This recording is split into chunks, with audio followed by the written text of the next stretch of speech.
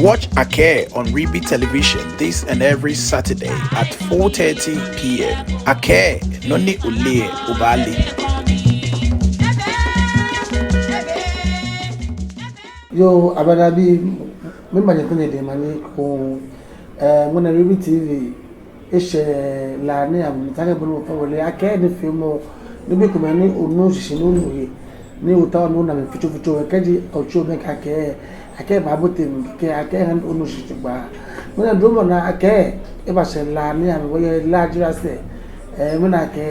Ake Kusum hewo o mo ko wa bete Kusum ni yola ko na mi click de ke ko me ene odomo na wana wodese wo check obi no ni leju mo ni mo ne e ko barasa na gba mo ni yo ntu na o chame gba di Jamatse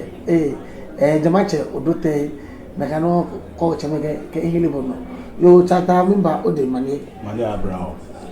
o fa na ogbe ha wo gbe ke omnijo ti o ma ke mi mo ni yo ni gbe je nte di Adjettey mi yue ke nje ngmati jirase akutuwe ni mi di mo ni domo Kusum we na ni di Kusum he ni lo ke ha akutuwe ke ma fe yo be woni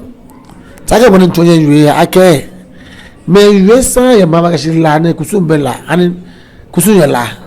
la bon di ni Kusum yo ke Ake ato he ni Kusum yo la di he ni Kusum yo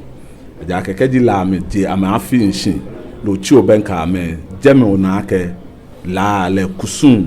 di ama afi ni ameyo do ta o he o ba shi la Kusum ye la o ba no hawo Kusum be ko me ni ke ta plata ba ji afi le nshin alo mo wo nshin eni be ni ajo shi jo ke eni be ni Kusum ni aka mo na ye afi o ma ke wo ba yi afi wo kenklen no ni wo fi oji wo duo wo jin ahe ni di bride ni wo ji on shike jo wo shin awulu e ni di la panwe le kenklen e ba ju ehe ke eju ehe e ke me ni channel fen yin ese ni di ko lo ba ju ehe osabu ba ju ehe na yomo ba ju ehe akotia jobu ba ju ehe ke peshi ke no wo bi e fen ni yo bon ni e ke nwocha ke chawe mo fe mo ni di obo ade wo jin ni yo la fe mo fe mo ba ju e ke ka mi ju ame tan ame fe am ba jura wote ye mo fe mo egbino be ke di ame ni ame fe ni bi enyo ne ba gbe ne be egbele ni wo bote omowo gbejano to mi yo be numwe egbela mi Kusum sa ehawo shi numwe kwe Kusum ye pawe ne ke te je Kusum fe mo jalete ake jenji sha wulo mi yin Kusum ye pawe jame di wo fe wo konkron shan alo wo fe le di mo ni eniye wo hin ni ibatolma wo jame Kusum ele solo le kula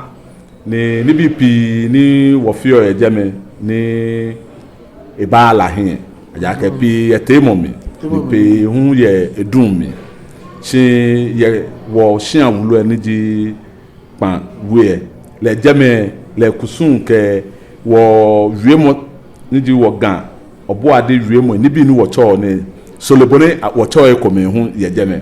wo ko se jeme na bon wiemo ke di la nujubo alo fita Kusum bi a he ni bi ko me ka wi onu nshi aya ke ye gbe yi ni aba che ni bi ye awole ni oleno ni atawo sifen Kusum wiemo ni yo ri ke wo ba la le alo wo ko se wo le mi la pawe ne me pote ne me tu lo ne me krede di mo ni fi Kusum ke ba ko lo mo wo alo afili be fa ngbe ne me tu no saka be fi Kusum me ni fi Kusum ha ma afen ye pan wodi amla ku ye amedi ngati jirase bi ye ama me non ame kote ni akayo afile ke bi ehye amedi me ni ama wo ma to ino ake bi ehye ne ke bi ye woten woko heni agbe one be ni wo ba je nsine ke be ni wo ba agbe na ne Kusum ne ama afi ye ma di monika me to ogbedi anoto ma di moni ha shika na ke yo afile le kwo ni kusum fe kusum ni sana tun ni afi ni mati drase bi edi me ni fi okusun na ma bo himedia amane o bo ni gbadia no to eyo ne no no ye o mo mi ye o ti tekomo taimi tekomo no ja no jubo ni ka no yo ni affiliation ni ke na gbe tekomo jalete wo tekomo himedia amete komo manyima ka no di am date no am ka na am date aya ka kolote te abo no ba na bo yibo no ba na yibo ba chon bo ake ne be ne ehye ne ke be ye sani nyenye de nyukusun shi e wo ni tekomo no di no ha nye date ni ngene wo chole date ne no me ye ni date be ni calendar be o am ta am ko sinje ne to mo ba ya so na lo fa mi to bi ko me na kan yo ba wo che ha no no se be ama me ko te na me jo kusun fe mo shi so ba ya se ye la pe ro ni abaje kusun fe mo shi ani kuna la ke ni bulo ma jo me ni ma che je me ama je me ni sana me jo kusun fe mo sha lo ma so am kusun na me fe je me ke ba mo ka fe e fi o ma ke ka wo bakpan wu ye ni ba na ke la manche emon afili si la kan wulo mo emon afili wateme ko wa bi wo ya ke maba aja ke le manche le egbenaji sani le ekweshian si ake inokole ke heni ma egbele kese ewe ke mo ko ewo jeme ni di la kan wulo mo ni le ko shian ni bo manche amanie o bo ni gbejanu to eyo le ha ne yo nomo la pawlo ni la pawye ka ko yo me tun to mo eni yo joje me o wonye gbatun yenyo ni heni numu agente yo ke heni keji inga afi ye le hu ye kusum ye bi komeka ise heni ewo ke amejano ye heni amehion wo ko bote la panwe we gbatu yenyo ye je gbatu yenyo ya ni fe ko na bote yo aside numu etuke fatan loye ano anituye fe na bote aloko me ni abote mi eko me na abote mi gbatu yen hian me dani ameshin le tumo bonu watachi ni wotwin ni wo mi no hu eko me ye je me shin ake gbatu yen le je se kusumbe dani himeji yen ameboto oja lo jale wulo mo ebeti oje ke esekusun ko ni afi wo gbatu yen fomo ke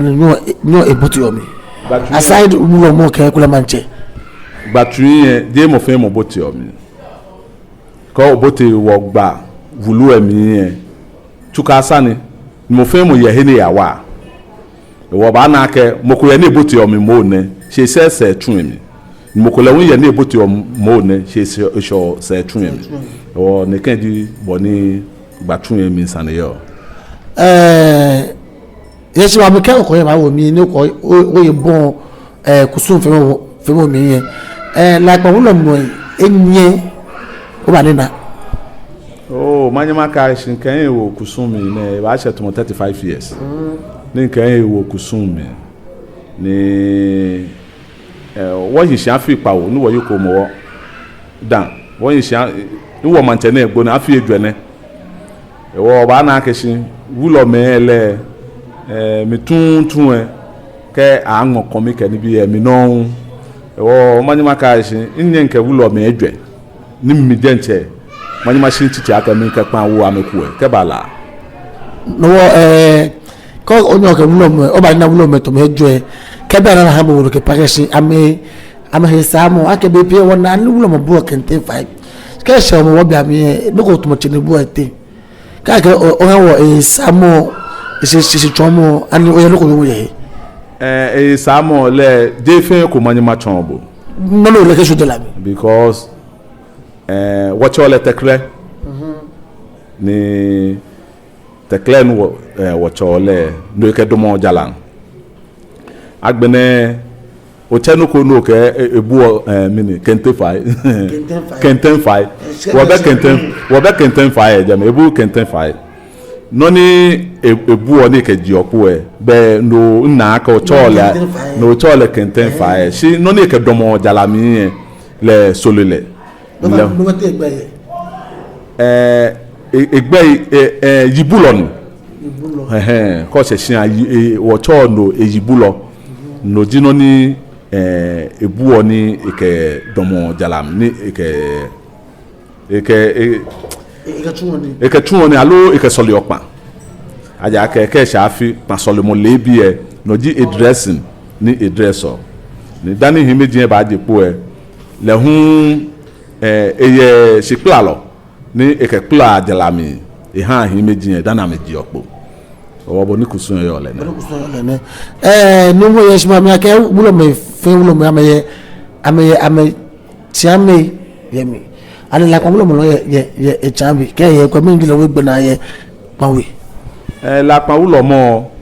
ke ulo me fe pesin akote aja mo chambi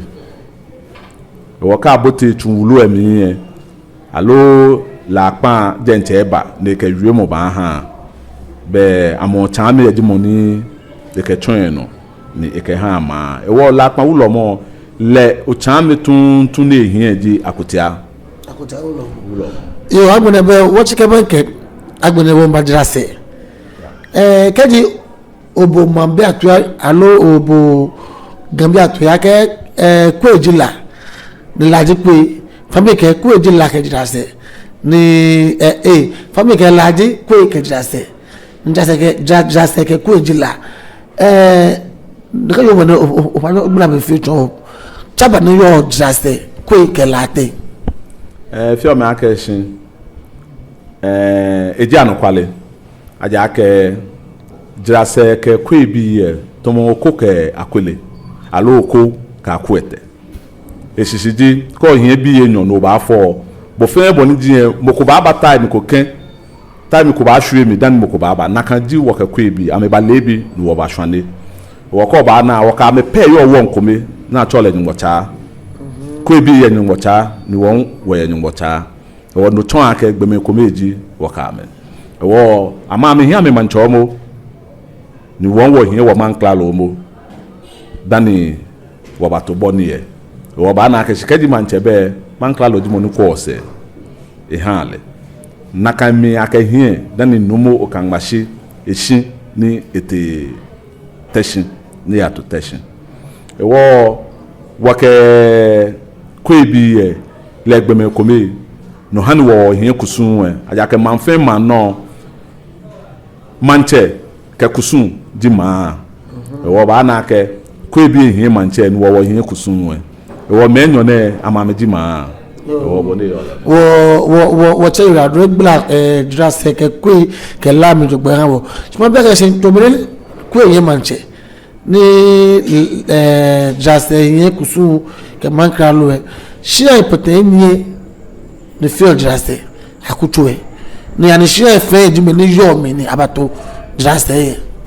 feel ma ke ko obote kwe ejenche to obo no obi one wo ye shikula ashian ekole komi lo enyo se be mi ni manda be shian ekomi nti ame shi to wo draste ne shian komi pe di no ni woyo ni di ni aje egbe kan we no ji wo drase fen shian ito shikedi oba bia ne wo shi tamo na mi ye ajelo mi ana shian ne hu shi fen ameje drase mi no wo shian ne hu fi o drase bia ne shi wo hito ne di wo shian wulu ni himeji ye jema me hidana ke fo me fen di ni aje egbe kan we no no ke oko onye wo mi ye be mi ni abashe ma na mi ye Kusum e ba je jazz manche ya je ko ye Kusum pedi no ni ake ha jazz bi alo aside Kusum ke man ka lo ni egbe koko lo ni no neto ke je ba omo yele gbe he ni wo to yo omo yele elepi aya ke Kusum efe ni afio wo fio agbene lumoye fe ni ona na metla gbatuya na wo mo ame komi ko wo ko bo komi ni wo ba wo ku ni wo ko ba ya nshona ni wo ba ju ha bo ye ko emu de amepe to mo boni ni la eshi ese ne kemune na ba wo ni la he wo ba ngule komi ni didra se bi ye man klalo dio secretary dio mo femo dani o ba ye mu ja wo mo bo komi no ka bo tensiona ni wo ju ha bo dani o ye mu wo boni Kusum ye ole ne ni amaku ile hume amlaku ye ameji meni kedi esafie o ba na ke amewo hin meji ajo ke pan lalai na me no ame ko di bo ta na lalai ni di Kusum bi ye no o ba na ke si no fe no ni afio o ba na amlaku ye ni di Kusum bi ye hu ye jeme be ke fta be jase bi ye nye Kusum no nye amlaku ye nye makralo skewo wokwa amakwa side ani te a selectorate ani sheko beto ya ni le emibi yo amraku lo shi efe ni yo jase bi ni yo amraku yin shi efe ni yo jase bi ni yo wa me fe ame yo amraku yin shi efe shi ha me shi me ko me ye ni tomo Kusum na afio boko ye ni edromo nini ake ekase na ele tumo boni mi ntashi ne manyama ka akeshi mi no ni ile de no ni mokomo mi etashi na echon mi shi be mi ni ba ni na hin meji ya nya Kusum ni nyame se ka ba shi bia ne manyama ka shi na ise aja ke ni bi pi ye ni me ye hin ye kutuwe na me nya amele because am ka me benke shi akenke ye benko nna nle ne ke maja ni bi na efe ni mihu kaji aka ayu Kusum sane be mi jimo na ba che yo wachele la ro yo no ma wona gbe wi mo na gbe wi mo ni sumo aka nke fun pa no ji wo Brian ni wo ba wo ka gbe Kusum wo ke wo ya wo Kusum mi le kaji wo kwe na hin wo se wo Kusum ba ji wode aja ke me pi na Kusum ake kule wo njamoni sidi wo njamoni wo wa bomode ake bonu wo ke wo he wo mi ni mene Kusum ba ma wo hwo no ne wo mbe wo nyeme Obrahim abi ko Obrahim abi ni mo fe mo ke ya wo Kusum mi bona fi no se gbe akala ajibo o fi oni yo ke mo ye ke ama bi ne yo wodu ba ke ko ba ya bi ko ba ya bi abo na me na ke ya wo Kusum mi ami bravo se ke abe mi ni ye meje twa me se ko ni o kala ajegbe yo bere gbe je ni wa ke akeni fi mo ba wa ke chele ha sumo wo bile ko ni no ke ko lo mba na no ba ogbe no o ke twa no ma ni julu ambla wo fe ngbe je Jamatse Odotei.